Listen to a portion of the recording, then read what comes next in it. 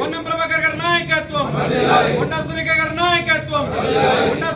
నాయకత్వం, దుద్దల శ్రీధర్బాబు గారి నాయకత్వం.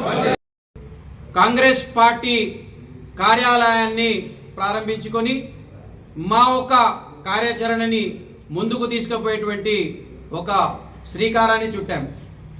మరి ఈరోజు రెండు అంశాలు మాట్లాడుకోవచ్చు. ఒకటి చిన్న బాధాకరమైనటువంటి అంశం, ఇంకొకటి సంతోషమైనటువంటి అంశం. గౌరవనీయులు కల్వకుంట్ల చంద్రశేఖరరావు గారు ఎక్కడున్నాడో కనపడతలేడు. మా సమస్యలు వింటలేడు, మా గోడు వింటలేడు. మా పార్టీ అధికారం ఉన్న ప్రతి కాన్స్టిట్యున్సీలో అభివృద్ధి జరిగేది స్థానిక శాసనసభ్యుడి ద్వారా.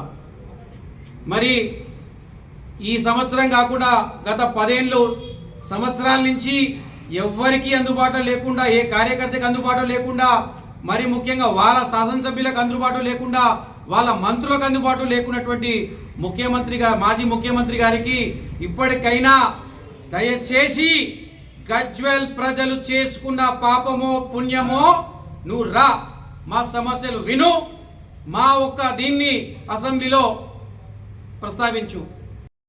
కాదు అంటే దయచేసి రిజైన్ అన్న చేయి. ఈ ప్రారంభించి ముందుకు పోయేటువంటి ప్రక్రియలో పెద్దలు రేవంత్ రెడ్డి గారు నిర్ణయించుకున్నారు.